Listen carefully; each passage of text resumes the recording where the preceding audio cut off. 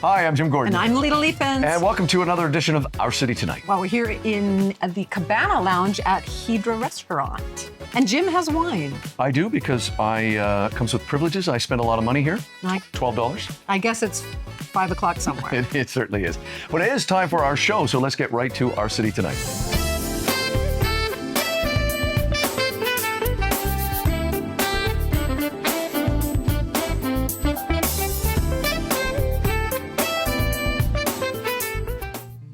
Well, our next guest is a woman named Dr. Audrey Birnbaum. She is a speaker and author of American Wolf, From Nazi Refugee to American Spy.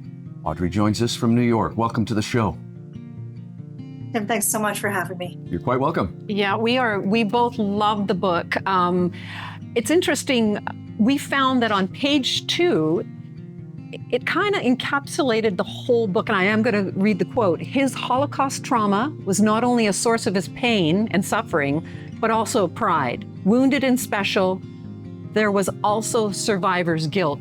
Can you give our viewers a sense of the journey your father went through as a young boy living in Nazi Germany, and then finally traveling to a far-off country for sanctuary? Yeah, thank you. You summarized that really well, Lita. Thanks so much. So this story is about my father's escape from Nazi Germany, and he lived in Berlin, born in 1930, and did not leave till 1941. So he lived through the whole sort of ascent of Hitler, and then right into the first few years of the war. But I think he had this wonderful viewpoint as a child, which is a little bit unique, the perspective of it. And when he escaped really by the skin of his teeth, because he was on the last ship to leave continental Europe, there was a sense of, obviously, of great relief to have left. And he was on what they call the hell ship of death, which is, I didn't make that up. That was actually what it was called in the press. But then he arrived in America, and instead of relief, there was a sense of, where are we now? We have $10 in our pocket. We speak no English. All of us have to get jobs. And the country really was full of incredible anti-Semitism.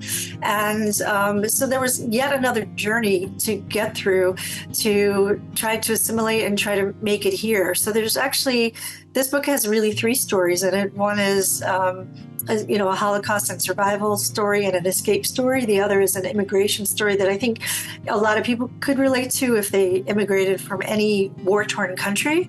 And then there's a third part, which is his return to Germany as an intelligence officer. In the height of the Cold War, he went to East Germany as working for the U.S. Army at that time, which is also really interesting.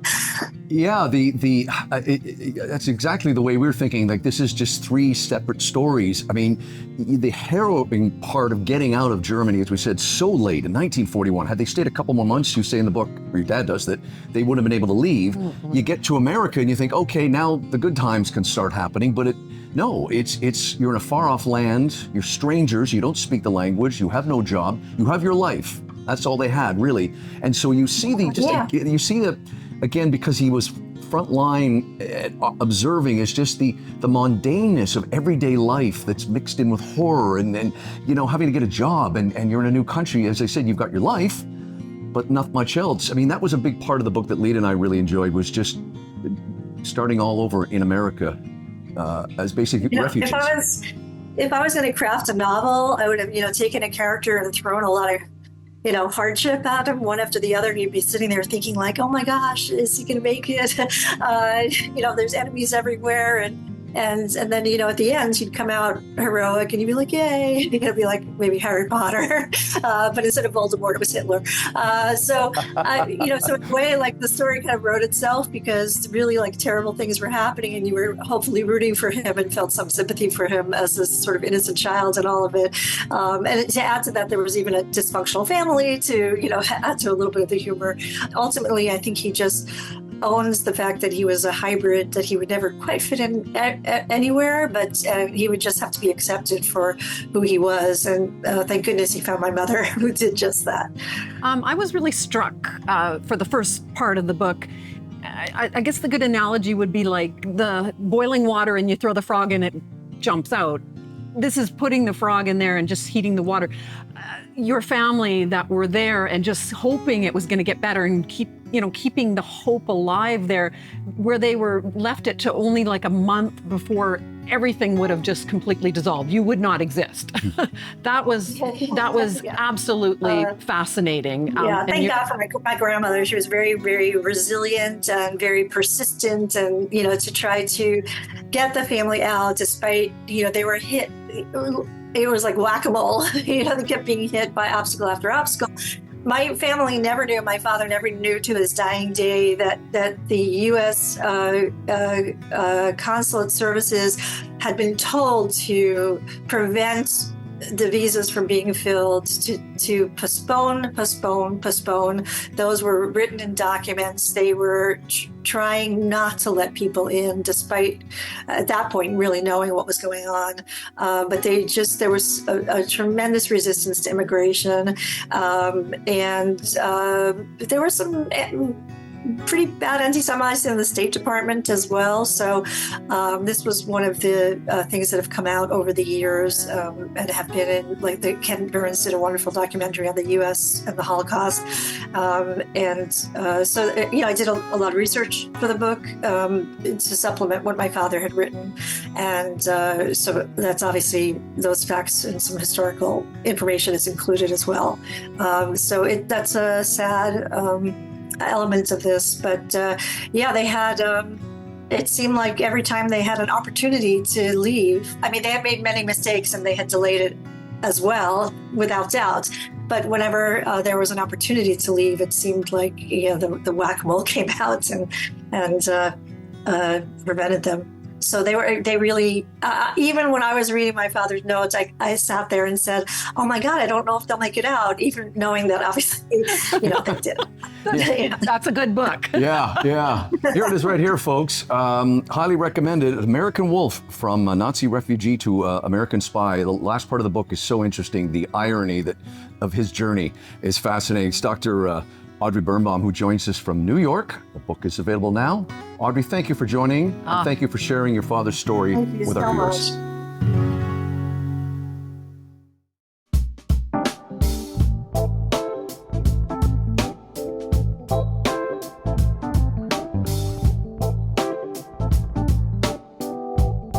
Well, for the third time this year, we are back here at a place that's becoming kind of a regular spot for our city tonight. We're back here at Sky Avenue Kitchen and Lounge with our restaurant ambassador, Richard Goodine. Richard, we're happy to be back out here again. The restaurant, you told me, is doing very well. We were out here in January. We're out here in early April.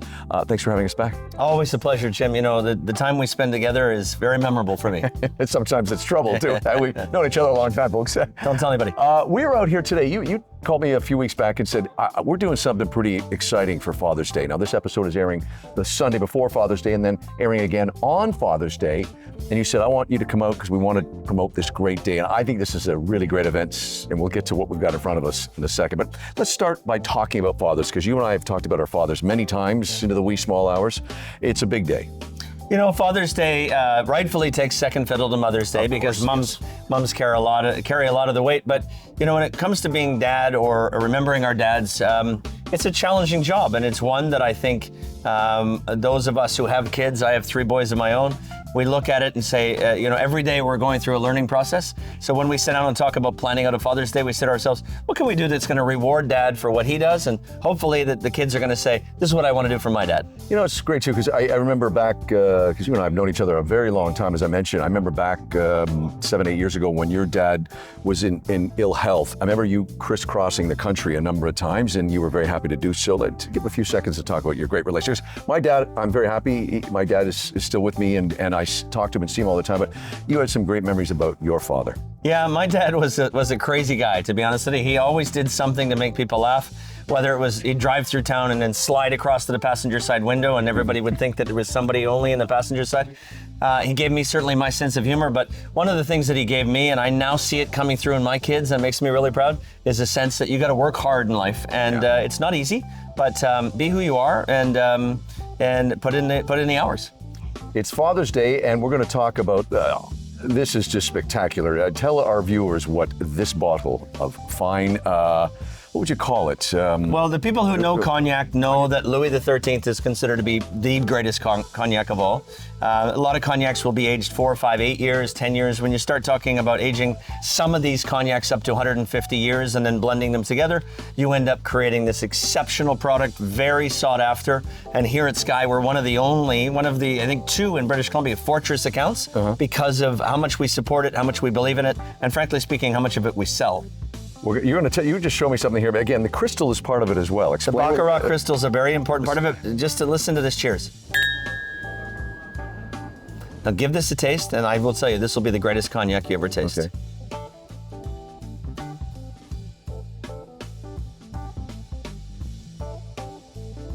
Oh, goodness. So we saw this as something special that we wanted to tie into Father's Day, but we can talk about that a little bit more after. We're going to explain what this is doing on the table in just a couple seconds.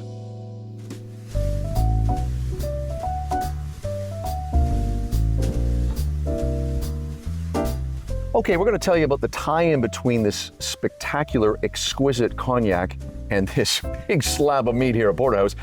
This is all part of, Richard, as we mentioned, your Father's Day plan. Yeah, we wanted to do something really special for Father's Day because we think it's a special day, and I certainly want to get pampered on Father's Day. So we said, let's do a really killer steak that also the family can get in and really enjoy. But let's also create something a little bit unique in that if you want to pamper your dad, or dad wants to pamper himself and he orders a glass of Louis XIII cognac, possibly the finest cognac in the world and one of the greatest spirits, I'll tell you what, you ordered a glass of Louis XIII, we're going to take care of the steak. It's on us. Very nice. Okay. And Father's Day, of course, as we mentioned, June 16th, hours for Father's Day? 5 p.m. until 10 p.m. We've got a select few of these 26-ounce porterhouse available, and we're hoping that it can be a real family spirit, and Dad gets taken care of on that day, and in the process, he gets a good slab of really perfectly cooked steak.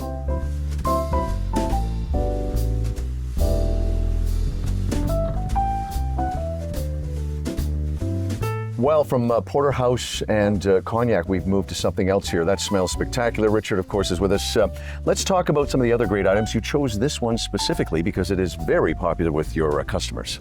Well, I chose it also because it's one of our express lunch items, and today it is a handmade linguine carbonara, classic carbonara, not like you'd get in places that treat it as a white sauce. It's really done to the point where it tastes, I look at it this way. Italians figured out that bacon and egg pasta is an amazing thing, and that's what carbonara is, but this is handmade. The last 2 times we were on the show, we talked about whiskey. You have one of the greatest collections of whiskeys. See a bunch of them behind us here. You're always looking to improve, but let's talk first about wine. When we got here this morning, Mark and I, our camera guy, you were in the middle of a wine tasting. You do like to keep the wine moving here, and you let us have a little taste of it. Spectacular wine. Yeah, those were amazing wines. That Chardonnay that we tried from Sonoma was absolutely gorgeous. The elegance of it is why I question when people say they're the anything but Chardonnay crowd. We are constantly, with our staff and myself and with my team, assessing and tasting because we're trying to always make sure we don't miss out on something that we can introduce to our customers so that they can walk away saying, hey, they're doing some good stuff out there. And you know, the culinary team I know is doing great stuff. My service team are dedicated to hospitality, and we want to make sure that not just the whiskeys, but the wines and everything we do cause the consumer to say, I like what they're doing there. Hey, let's wrap up with, again, a reminder to our viewers about Father's Day, June 16th. Yeah, June 16th, we're really looking forward to having everybody come out, celebrate Dad. Our 26-ounce porterhouse is going to be an amazing steak if they want to have it on their own. But of course, as I mentioned, we're going to reward Dad if he orders a glass of Louis XIII, one of the finest cognacs in the world. We'll take care of the steak, but you enjoy the cognac. And we're going to run that from 5 to 10 p.m. on the 16th. It's a great idea. Cheers, sir. It's always good to work with you. Richard Goodine is our restaurant ambassador, and he's in that category. People have been on the show about 10 times. Well, always a pleasure, Jim. We're here at Sky Avenue Kitchen and Lounge. Come check this great place out. Steps, I'm holding up, toasting, but saying all this. Steps from the SkyTrain station here at Central City. Absolutely, really convenient, and for those that have a glass of wine and don't want to worry about getting home, that's the easy way to do it. Yeah, cheers. I'll try that again. Cheers. Cheers.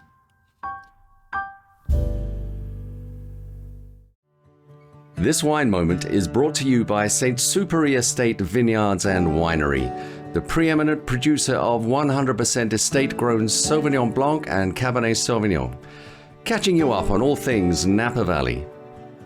Well, in this wine moment, we have Emma Swain. She is the CEO for St. Superi Estate Vineyards and Winery. She has been the CEO for over 15 years, and we want to welcome you to our city tonight. Well, thanks for having me, Lita. It's great to be here with all of you, and I love being back in Vancouver. Oh, we're so great. It's so great to have you, and with such amazing wine. I mean, in the big wine industry, everybody recognizes this name. And though your winery has set itself apart by having the Napa Green certification, can you tell us a little bit about that?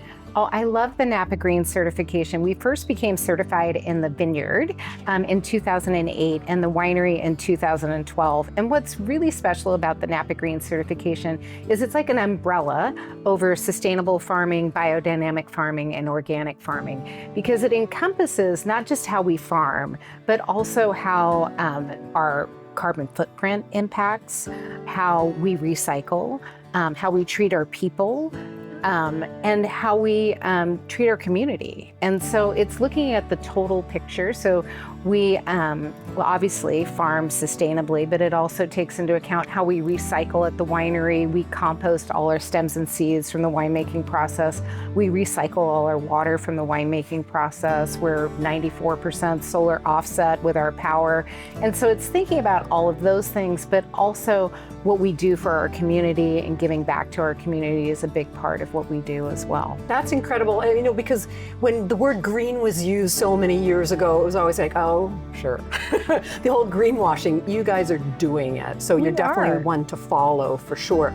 Now, you've had over 25 years experience in the agricultural wine industry. Tell us a bit about that. I love the wine business. I went to school at UC Davis, and when I first went up to get my first apartment, I drove through Napa Valley on the way home, and I thought, how do I live here? I need to live here. And that was kind of a little focus for me. And my husband and I, when we were dating in college, would go up to Napa Valley. And when I started my career after college, I worked in the Bay Area in financial consulting, and I thought, how do I get back to Napa Valley? And one day someone I worked for said, hey, do you know anybody who wants to go be a controller at a winery? And I said, take me, and there you go. And I moved to Napa Valley. Wonderful. It's pretty fabulous. Excellent. And I do have to ask you, I know you have so many choices, but do you have a favorite in the wine? Oh, they're all my children, and they're all very good and delicious children. But I love our Sauvignon Blanc. I love our Cabernet Sauvignon. I tend to have a lot of Sauvignon Blanc in our house because I cook a lighter style of cooking. I haven't eaten red meat since I was in 5th grade. And so I tend to lean towards well-balanced and fresh wines with good acidity. And I think our red wines and our white wines encompass that. So speaking of pairing, can you go through the 4 that are here and give us a few food wine pairings with them? Absolutely. Well, the Napa Valley Estate Sauvignon Blanc is just delicious. I think that's the first thing everyone says about it. But it's so fresh and lively. I can have it with, a beautiful green salad with some asparagus with a little pine nuts and goat cheese and maybe a little drizzle of balsamic on that. Of course, oysters, anything fresh and lively. The Dollarhide Sauvignon Blanc, the second one here, has a touch of barrel fermentation, so it gives me a broader range. I can do truffled popcorn, French fries, a little pasta dishes, or beautiful seafood. We're all about sustainable seafood at St. Superi, so throw in a crab cake, some halibut with a little, green tapenade on it. I'm getting very delicious. Hungry. I'm sure our viewers Delicious. are too. Okay, let's go into the 2 reds. Okay, so the Ailu, which is our red Bordeaux varietal blend on the end, this wine, I find has the most versatility of our red wines. It's got great balance and great length. And it's just the tannins are a beautiful texture and they're very soft and fine grained. So I can do this with a black garlic miso salmon. I can have it with a beautiful roasted chicken. Other people in my household might enjoy it with a pork chop or a steak, but I tend to move a little bit more towards a vegetarian lasagna or a great mushroom dish. I mean, I could go on and on. Ooh, that sounds perfect. And the Dollarhide Cabernet is a really bold wine. For me, I tend to eat this with a little minuet cheese, a nice dry-aged, multi-aged Gouda, beautiful cheese pairings with that, as well as, you know, the classic steak wine. And but I tend to enjoy it mostly with a cheese plate at the end of dinner or a beautiful mushroom dish. I love to, you know, braise mushrooms and enjoy those quite a lot with that. Oh, well, they sound incredible. And well, anything new on the horizon for St. Superi that you can leave us with as we end the segment? Oh gosh, there's so many new things. We're putting up some new barns to take care of our electric tractors and some more solar implementations. And we have a brand new wine. We bought a new vineyard last year, Sauvignon Blanc vineyard in Rutherford. We grow about 9.5% of all the Sauvignon Blanc in Napa Valley. And so that wine is coming out here in just a couple of weeks. And it's a Rutherford Sauvignon Blanc, and a portion of the proceeds from that wine go to Fed by Blue, which is a wonderful organization promoting sustainable seafood, and the new PBS series Hope in the Water, which we're the official wine for. Oh, fantastic. Well, congratulations on Thank that. you. Lots of great things. We have Emma Swain, CEO of St. Superi Estate Vineyards and Winery. And we certainly appreciate you coming up here and visiting our city tonight. Thanks for having me, Lita. It's really fun to see you. This wine moment is brought to you by St. Superi Estate Vineyards and Winery, the preeminent producer of 100% estate-grown Sauvignon Blanc and Cabernet Sauvignon, catching you up on all things Napa Valley.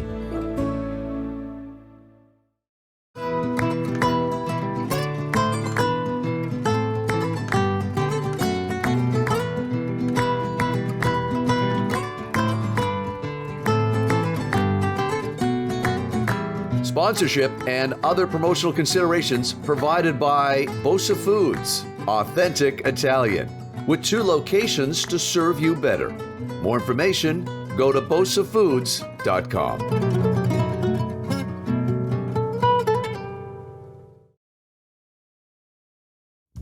He is a writer and a broadcaster whose honors include 2 Canadian National Magazine Awards. He's also a contributing editor for the Tyee and is an award-winning documentary director.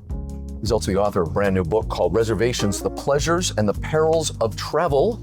Joining us at the table for the first time on our show is Mr. Steve Burgess. Steve, great to have you. Pleasure to be here. Hey, congratulations on this book. I ironically was reading it while traveling this past week. It's just a great collection of your thoughts and your experiences. Give our readers a little sample of what they can find in this book, because you really have encapsulated about 25 years worth of travel and stories. Yeah.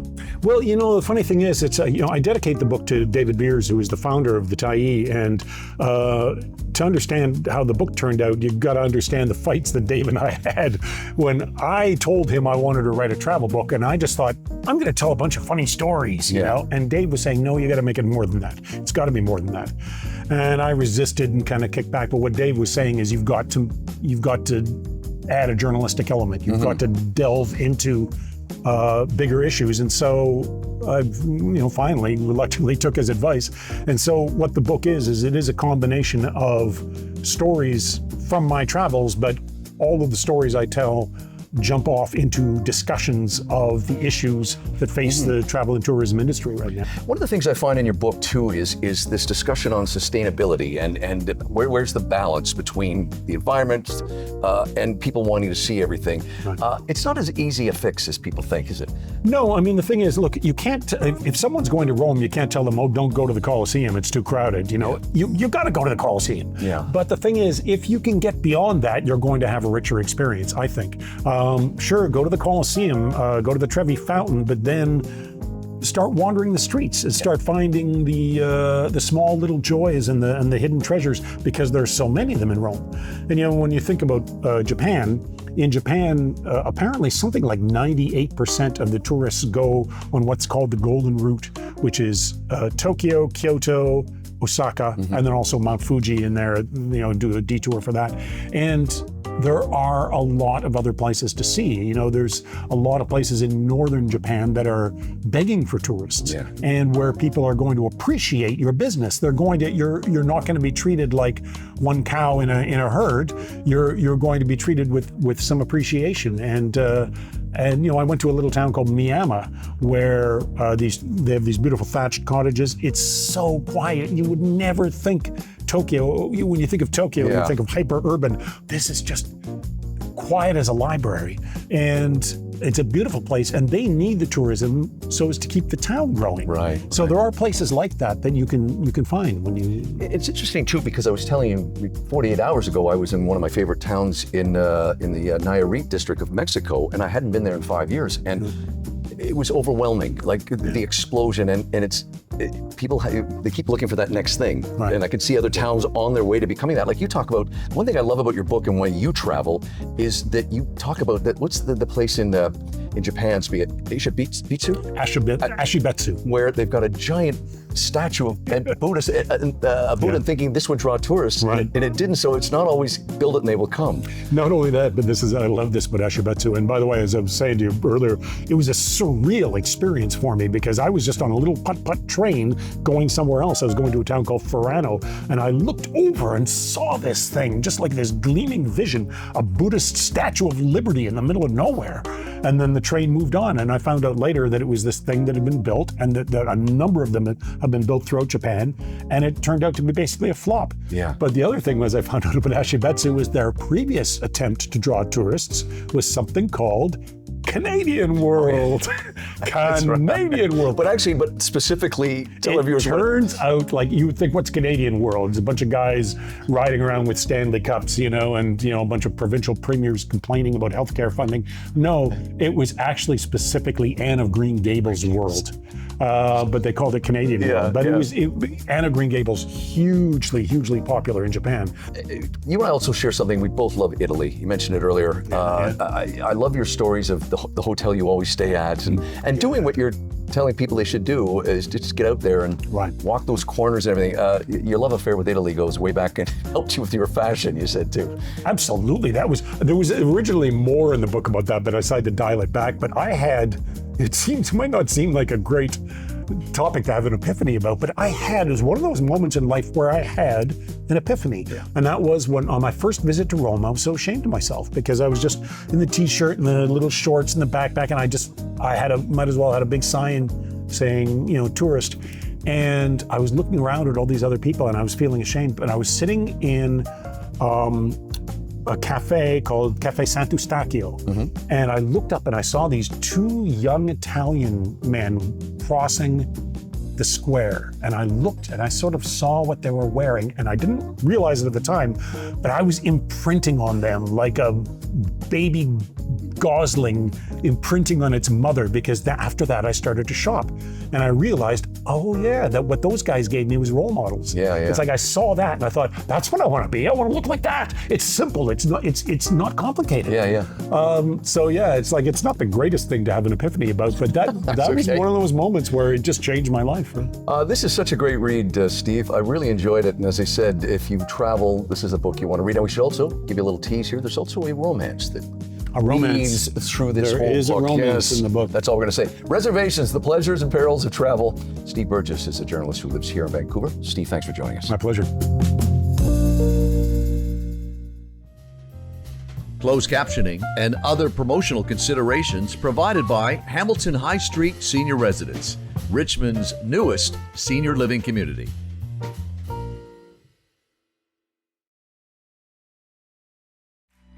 Back here in the Cabana Lounge at Heater Restaurant in the Exchange Hotel. Yes, but it's time to say goodbye. Thanks for watching. By the way, again, if you have any comments, questions, or sponsorship tips, want to be on the show, it's info@ourcitytonighttv.com. I'm Lita Liepens. I'm Jim Gordon. See you on the next edition of Our City Tonight.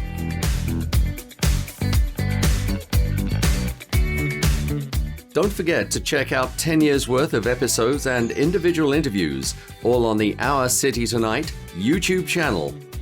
The Richmond Sentinel, providing news, entertainment, and human interest stories in print and online.